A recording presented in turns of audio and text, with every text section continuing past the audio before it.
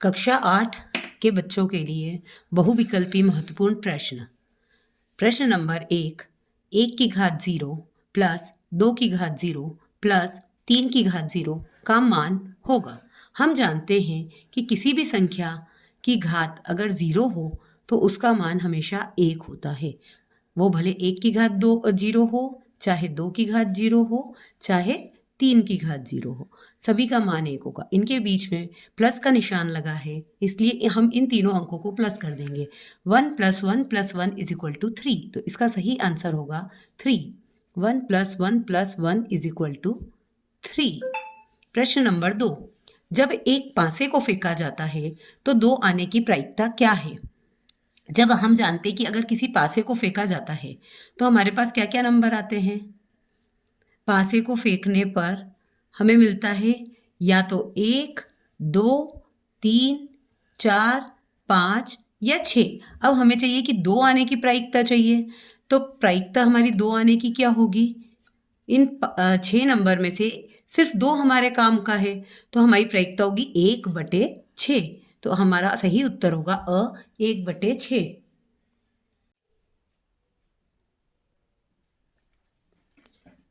Question number 3, पद -10x⁻²y का गुणांक क्या है? -10x की घात 2 y का गुणांक हम देखें तो इसका -10 गुणांक होगा, क्योंकि संख्या जो है वो 10 है और उसके आगे माइनस का निशान है, तो हमें वो भी लेना पड़ेगा। तो इसका सही उत्तर होगा अ। बहुपद 7 + y + 5x कौन सा बहुपद है? अगर हम देखें तो यहाँ पे 1, 2 और 3 पद हैं, तो यह होगा त्रिपदी बहुपद। तो इसका सही उत्तर होगा त्रिपदी। वर्ग अंतराल 20 से 30 में निम्न सीमा क्या है? निम्न मतलब छोटा, तो हम इसमें से देखें तो छोटा कौन है? तो 20 छोटा है, तो इसकी निम्न सीमा होगी 20। और अगर इसी की जगह हमसे उच्च सीमा पूछा जाएगा तो वो होगी 30। त्रिभुज के तीनों अंतःकोणों का योग क्या होता है? तो त्रिभुज के तीनों अंतःकोणों का योग हम जानते हैं 180 डिग्री होता है। संख्या 16 के घन में इकाई का अंक क्या होगा? हम 16 को 3 बार गुणा करेंगे। क्यों? क्योंकि हमें घन निकालना है, लेकिन हमें पूछा इकाई का अंक, तो हम पूरे 16 का गुणा नहीं करते हुए 6 का 3 बार गुणा करेंगे इसके इकाई के अंक का। तो 6 और 6 का गुणा करते हैं तो 36, 36 में फिर 6 का गुणा करते हैं तो 216। तो इसका इकाई का अंक है 6, इसलिए हमारा उत्तर होगा 6। समषटभुज में भुजाओं की संख्या होती है। यहाँ पर षट शब्द आया है, तो षट मतलब होता है 6, इसलिए षटभुज में भुजाओं की संख्या होगी 6। निम्न में से कौन सी संख्या अपने मानक रूप में है? मानक रूप मतलब स्टैंडर्ड फॉर्म, ऐसी संख्या जिसको काटकर और छोटा नहीं किया जा सकता है। 20 और 30 को देखेंगे, अगर हम 20/30, तो ये 10 के पहाड़े में 20 भी आता है और 30 भी आता है। 10/4 देखेंगे तो 2 के पहाड़े में 10 भी आता है और 2 के पहाड़े में 4 भी आता है। यहाँ पे 1/2 है, ये 1 सबसे छोटा, ये किसी और के पहाड़े में नहीं आता है।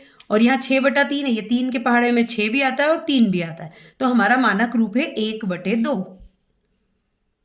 -7/8 -3/8 का हल है।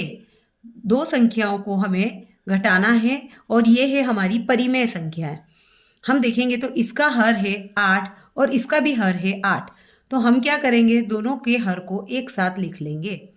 यहाँ पर लिखेंगे हम -7, ये माइनस का निशान, ये 3, -7 और -3 मिलके हुआ -10 और बटे में 8। तो हमारे पास ये रहा सी वाला ऑप्शन, स वाला, -10/8। तो ये हमारा हो गया है सही। प्रश्न नंबर 11, आयत का प्रत्येक कोण होता है। आयत हम देखें तो हम आयत ऐसे बनाते हैं जिसकी दो भुजाएं लंबाई में समान और चौड़ाई में समान होती है। अगर हम इस कोण को देखें तो ये कोण हमें 90 डिग्री का दिखाई दे रहा है। सारे ही कोण इसके 90 डिग्री के बनते हैं, तो 90 डिग्री के कोण को हम समकोण कहते हैं, इसलिए आयत का कोण समकोण होगा। निम्न में 2D या द्विविमीय आकृति है। 2D आकृति वह होती है जिसकी सिर्फ लंबाई और चौड़ाई होती है, ऊंचाई नहीं होती है। बेलन जो होता है उसकी लंबाई चौड़ाई ऊंचाई होती है, शंकु की भी लंबाई चौड़ाई ऊंचाई होती है, गोले की भी ऊंचाई होती है। आयत ऐसा होता है, ये आयत हमारे सामने बना हुआ है, इसकी सिर्फ लंबाई और चौड़ाई होती है, इसलिए ये 2D आकृति है। घनाभ में फलकों की संख्या होती है। घनाभ में फलकों की संख्या 6 होती है। हम किसी भी घनाभ को, डिब्बे को देखेंगे तो उसकी 6 फलकें होती हैं। किसी चतुर्भुज के चारों अंतःकोणों का योग होता है। जैसे हम जानते हैं कि त्रिभुज के 3 अंतःकोणों का योग 180 डिग्री होता है।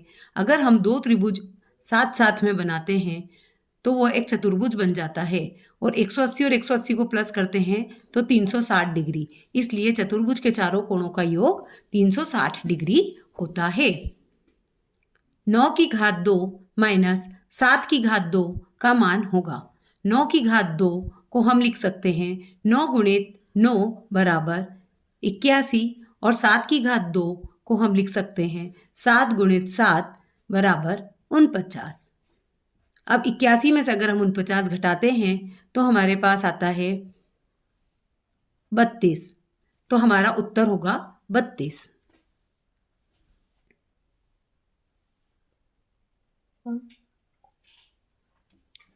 x माइनस 4 2x प्लस 3 का गुणनफल होगा। x minus 4 2x plus 3। सबसे पहले हम x का गुणा 2x के साथ करेंगे, फिर x का गुणा 3 के साथ करेंगे।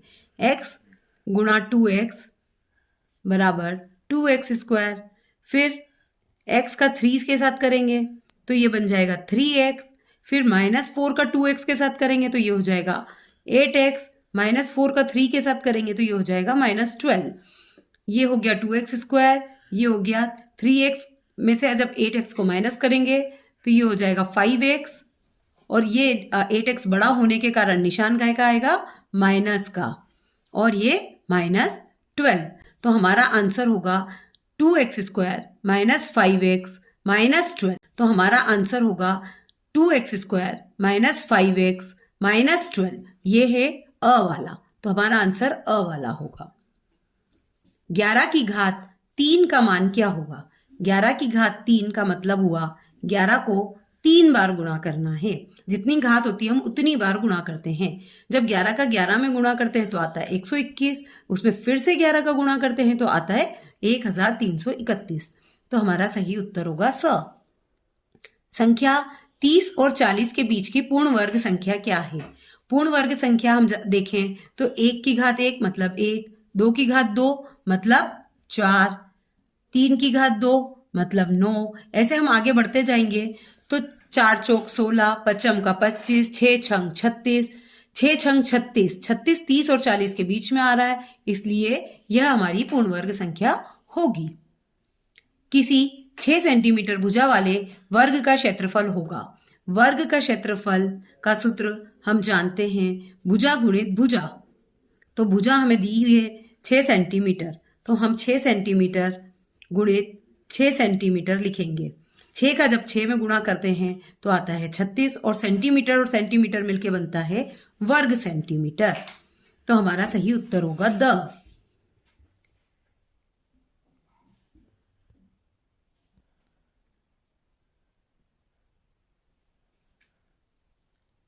एक 1000 का हमें घनमूल ज्ञात करना है, तो हम 1000 के गुणनखंड करेंगे। अगर हम 10 से भाग देंगे तो आएगा 100, फिर 10 से भाग देंगे तो आएगा 10, फिर 10 से भाग देंगे तो 1। ये हमारे पास 10 10 का 3 का जोड़ा बन गया है, और घनमूल में हम 3 में से एक संख्या ले लेते हैं तो हमारा 10 आ गया है। 512 घन सेंटीमीटर आयतन वाले घन की भुजा की माप कितनी होगी? इसके लिए भी हमें घन का आयतन जो होता है वो भुजा की घात 3 होता है, इसलिए हम इसका अभाज्य गुणनखंड निकाल लेंगे और घनमूल निकाल लेंगे। 2 दूनी 4, 1, 2 पंजे 10, 2 छंग 12, 2 एकम 2, 2 दूनी 4, 2 अंठे 16, 2 छंग 12, 2 चौक 8, 2 तिया 6, 2 दूनी 4, 2 एकम 2, 2 छंग 12, 2 अंठे 16, 2 चौक 8, 2 दूनी 4, 2 एकम 2। यहाँ हम 3 3 के जोड़े बनाएंगे तो देखेंगे 3 2 2 के जोड़े बन रहे हैं। तीनों जोड़ों में से एक एक 2 को बाहर निकाल लेंगे, इन तीनों का आपस में गुणा करेंगे। 2 दूनी 4 दूनी 8, तो इसका आंसर होगा हमारा 8 सेंटीमीटर। एक आयत की लंबाई 4xy और चौड़ाई 6y² है, तो क्षेत्रफल कितना होगा?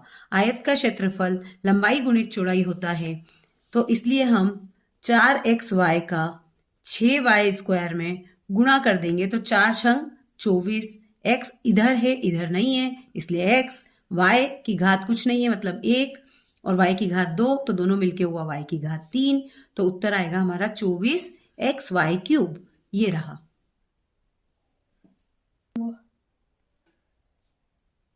एक समचतुर्भुज के विकर्णों की लंबाई क्रमशः 30 सेंटीमीटर और 16 सेंटीमीटर है, इसका क्षेत्रफल होगा। समचतुर्भुज के विकर्ण हमें दिए हैं 30 सेंटीमीटर और 16 सेंटीमीटर। समचतुर्भुज के जब विकर्ण दिए हों तो उसका क्षेत्रफल का सूत्र होता है half d1 into d2। d1 मतलब विकर्ण 1, d2 मतलब विकर्ण 2। हाफ d1 मतलब 30 हमें दिया है और d2 16 दिया है। 2 से हमने इसको काटा तो 8, 8 दिया 24 और 0, तो 240 वर्ग सेंटीमीटर इसका आंसर होगा। एक घनाभ की लंबाई चौड़ाई और ऊंचाई क्रमशः 8 सेंटीमीटर, 3 सेंटीमीटर और 2 सेंटीमीटर है, तो उसका आयतन होगा। हम जानते हैं कि घनाभ का आयतन का सूत्र होता है लंबाई गुणित चौड़ाई गुणित ऊंचाई, तो हम तीनों संख्याओं का मल्टीप्लाई कर देंगे, लंबाई गुणित चौड़ाई गुणित ऊंचाई। हमारी लंबाई है 8 सेंटीमीटर, चौड़ाई है 3 सेंटीमीटर और ऊंचाई है 2 सेंटीमीटर। 8 दिया 24, 24 दूनी 48 और सेंटीमीटर 3 बार होने के कारण हम लगाएंगे घन सेंटीमीटर। 2 बार होता है तो हम लगाते हैं वर्ग सेंटीमीटर और 3 बार होता है तो घन सेंटीमीटर। 8x + 8/8 का सरल रूप होगा 8x + 8/8। यहाँ पे भी 8 है, यहाँ पर भी 8 है, तो हम इस 8 को कॉमन ले लेते हैं। अंदर बचा x, इसके साथ वाला प्लस और इसके साथ कुछ भी नहीं बचा तो 1 बचा और अपॉन में 8। 8 से 8 को काटा तो आंसर आया x + 1। a² + 2ab + b² के बराबर क्या होगा? ये हम जानते हैं, सूत्र होता है a + b का होल स्क्वायर बराबर a² + 2ab + b²। तो हम इसको आंसर लगाएंगे। एक बिंदु में x निर्देशांक 7 और y निर्देशांक 5 है, तो उस बिंदु के निर्देशांक क्या होंगे? तो अपने पास x का निर्देशांक है 7 और y का है 5, तो हम जब भी निर्देशांक लिखते हैं तब पहले x का लिखते हैं फिर y का लिखते हैं। तो हमारे पास यहाँ पर पहले x का ये रहा 7 और फिर y का ये रहा 5, मतलब हमारा आंसर ये होगा। मूल बिंदु के निर्देशांक हमेशा 0 0 होते हैं, तो हम ये 0 0 पर राइट कर देते हैं। अच्छी प्रकार से फेंटी गई 52 ताश की गड्डी में से एक इक्का प्राप्त करने की प्रायिकता। हम जानते हैं कि 52 ताश की जो गड्डी होती है उसमें 4 इक्के होते हैं, लाल का इक्का, हुकुम का इक्का, ईंट का इक्का और चिड़ी का इक्का। तो 4 इक्कों में से हमें एक इक्का चाहिए, तो हमारी प्रायिकता होगी 4/52 और 4 के पहाड़े से जब हम 52 को काटते हैं तो 13 आता है, तो हमारी प्रायिकता होगी 1/13। एक 7/2 मीटर लंबाई वाले कपड़े में से 5/3 मीटर कपड़ा काटने पर कितना कपड़ा शेष बचेगा? तो जब हमको इसमें से काटना है तो मतलब हमें इसमें से माइनस करना है। माइनस करना है तो हमने इन दोनों को लिख के माइनस का निशान लगा दिया। अब यहाँ हम देखें तो इसका हर 2 है और इसका हर 3 है, तो हमको दोनों का हर समान करना पड़ेगा। तो हम जिसके पास बटे में 2 है उसको 3 से मल्टीप्लाई करा देंगे और जिसके पास 3 है उसको 2 से करा देंगे। अब हमारा क्या हो गया? 7 तिया 21, 3 दूनी 6, 5 दूनी 10, 3 दूनी 6, माइनस का निशान एज इट इज। अब दोनों का हर 6 हो गया, 6 लगाया 21 - 10, 11/6। ये रहा हमारा आंसर 11/6।